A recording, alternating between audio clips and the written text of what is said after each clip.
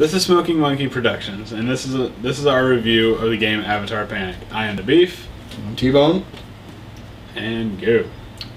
Great. Nice job putting me on the spot. We have a couple categories we like to put these things on to kind of streamline the process of us reviewing it. And the first one is replayability. I felt there is some replayability, not so much in the regular mode because there's only 25 preset levels, but 50 by the way. 50? 50. Oh, right.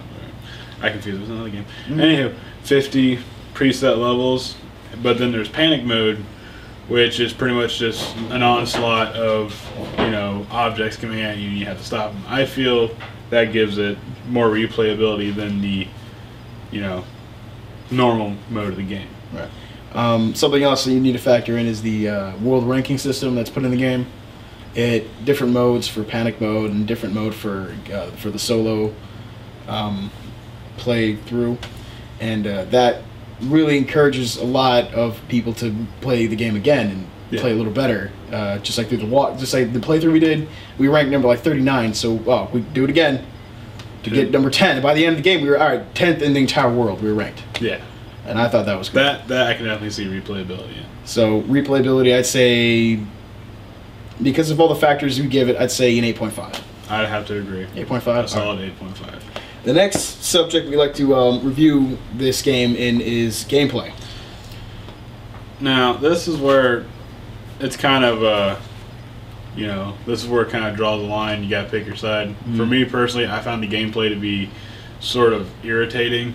It was fun in some respects, yes, but it was also kind of, antagonizing and also very aggravating. Right. However, other people may see it differently. And I'm one of those people. I thought the gameplay was good. Yes, there were a few levels that were taxing, that were kind of difficult and aggravating, but the vast majority of the levels really facilitated the whole shooting the gun up, and it would only disappear once it hit the ceiling, because most of them had pretty high ceilings. There was only maybe like a handful that would have short areas. And it was in those parts that I felt that the game designer was a sadist. So, and he was kind of just mocking us in our inability to, destroy bouncing balls. So, which is entertaining in its own way, but personally, I'd probably have to give the gameplay, I'd say like a 7. A 7? Yeah. That's, man, all right. I'd have to say, just to in your face, a 7.5, just to kind of good old fashioned comeuppance. That's right. All right, value. This is a $1 game.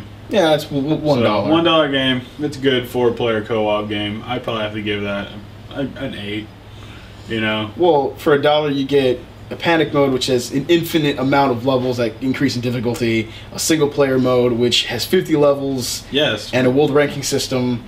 But again, you have to factor in the gameplay. Like I said before, some people are not going to like the gameplay. Some people are going to want to throw their controller at the game. Other people love that challenge. But here's the thing, though. For $1, I can afford to throw my controller, since it's not that expensive. Yes, until you have to buy a $40 controller. At least I didn't break it on a $60 game. And then you would have spent $41 instead of $1. I'm still going to say that the value is a 10, because it's only $1 and you get so much. Well, I'm going to have to go and say it's an 8. So let's just... I say 10, you say 8. Let's agree to disagree on a 9. Okay, there we go, 9. Happy compromise. Yeah. Graphics. What are the graphics? Graphics, I definitely thought they were better than some indie games I've seen. The use of the avatar was pretty unique, sort of. Well, actually, the avatar is probably the only good thing about the graphics. Everything else, I'm not saying the game doesn't look bad, but the avatar is the only thing that's like Xbox 360 par graphics. Everything else, not saying it's it's being played on Windows 95, but right. Well, I've seen really, really bad games. This isn't like this. This looks. Yes, I've seen. This looks good. I've seen some terrible looking games. This looks good. There's nothing wrong with the graphics. The only customizable thing is your avatar. Yes. But the graphics are something you shouldn't just slam on, since there's really nothing wrong with it. If it isn't broken, why fix it? Yeah, true. This is true, and it's kind of the simplicity of it that makes it, On those grounds, I'd have to say I'd give it an 8. I'd have to agree. An 8? Okay, an 8. Sound. Sound. Well, just like just like any other indie game, you're not gonna have, you know, Danny Elfman doing the soundtrack. So, if only. Yeah, right. I wasn't a huge fan of the sound. It sounded kind of wacky, kind of childish to me. Honestly, when I heard the title song, it brought to my mind Bomberman 64, like because it kind of had that sort of chip tune, poppy sound to it, and the fact that it was just a 30-second song on loop endlessly until you press start. Right. So, well, the point of the game is not to sit there for 6 hours and just look. Well, that's what we did. Look at the pretty colors. Yeah, but we're not. You know, we're not exactly the most highest functioning adults in the world. So for us, that's the norm.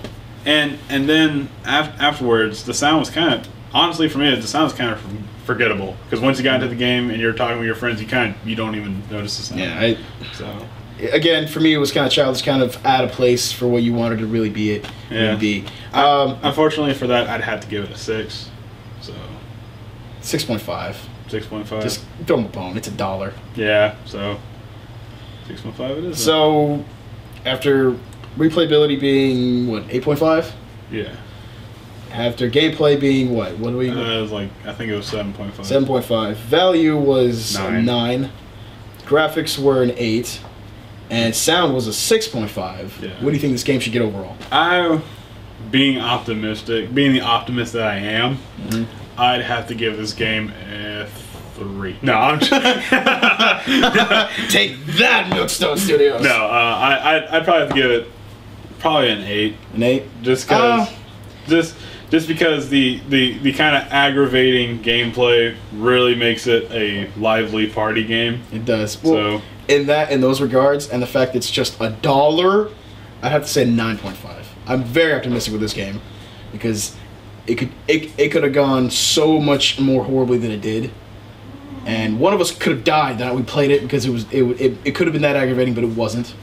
It was just aggravating enough, and then they kind of threw you a bone with an easy level to get your hopes back up. Sort of every now and then. And again, it's only $1, kind of. Well, I guess so. So only $1. I guess on the final score we'll have to agree that it's an 8.5 then, right? 8.5. 8.5. All right. Well, that concludes this review. Yes. I am the Beef. I'm T-Bone. And this is Smoking Monkey Productions. Good night. Signing off.